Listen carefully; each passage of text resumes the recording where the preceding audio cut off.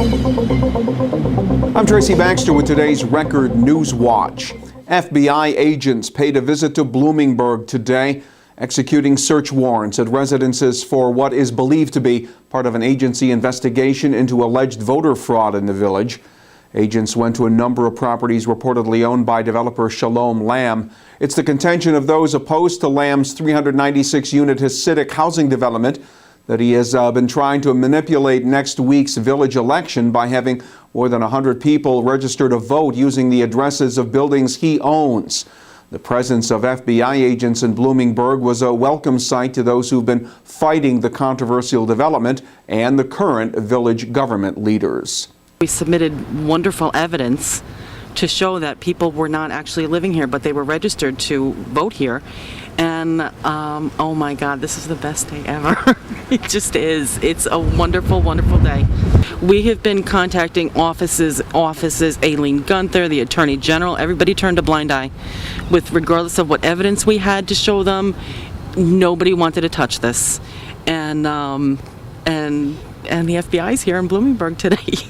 So it's a good day. Keep clicking here at Record Online for updates on the FBI visit to Bloomingburg and the voter fraud allegations. The developers that hope to be granted a gaming license for a casino at the former Concord resort property near Monticello have unveiled their plans for a $750 million complex that would include not only a casino, but an indoor-outdoor water park, resort hotel, and entertainment village featuring more than 20 shops and restaurants. EPR Properties and Empire Resorts called their venture Adelaar, the Dutch word for eagle.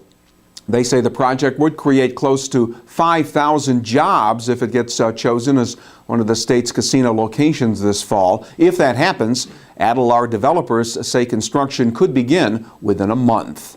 It's a victory for all those who took part in protests last year against the proposed cutback in operating hours at the Cornwall Hospital emergency room. There's word that officials at St. Luke's Cornwall Hospital have decided to back off on their plan to close the Cornwall emergency room during the hours of 10 p.m. and 10 a.m. as a way to reduce operating costs.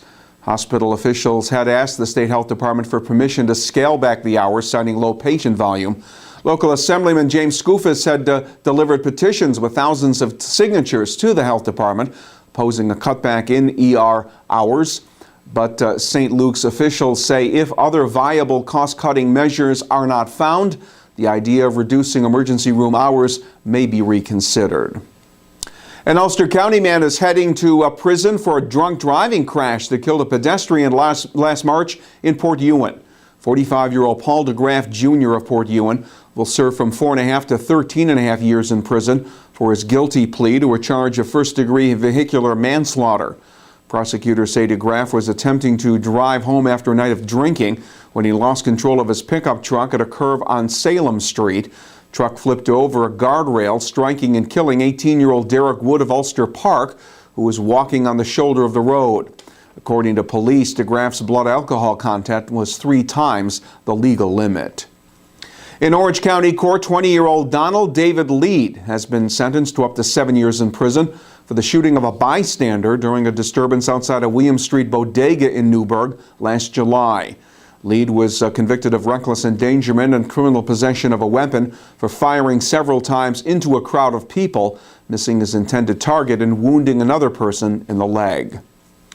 He's been charged with 2 bank robberies, and he could soon be implicated in a third. Yesterday, we reported the arrest of 48-year-old Colin Lambert of Tannersville for the robberies of the Key Bank in Saugerties back in January of 2013 and a credit union heist a month earlier in Herkimer, New York. Lambert could soon be facing additional robbery and grand larceny charges for the robbery of the Chase Bank on Pleatikill Avenue in New Paltz last April. Police in New Paltz were expected to name Lambert as the man responsible for that bank robbery. Last year, police in Saugerties and New Paltz had said bank surveillance photos appeared to link their robberies to the same person. State police have arrested a teenage girl for stealing from an elderly New Paltz woman. 19-year-old Ashley Perez of New Paltz is accused of getting a hold of an elderly woman's bank card and using it to steal more than $2,000. Perez was sent to Ulster County Jail on charges of grand larceny and criminal possession of stolen property. Good news for those planning to attend SUNY Orange this fall and next spring. Tuition won't be going up. The college's Board of Trustees is holding tuition costs at $2,200 per semester with no increase in student fees. It is the first time in 7 years that SUNY Orange tuition will not be increased. And congratulations to Michael James of Cornwall Middle School, the winner of the annual Orange Ulster BOCES Spelling Bee. James bested 16 other middle schoolers in the competition, and when the runner-up, Madeline Getvilla of Grant Mason School in Tuxedo, incorrectly spelled incorruptible, James won the bee when he correctly spelled androcentric. Michael James now moves on to the National Scripps Spelling Bee. That'll be held in Washington, D.C. in May.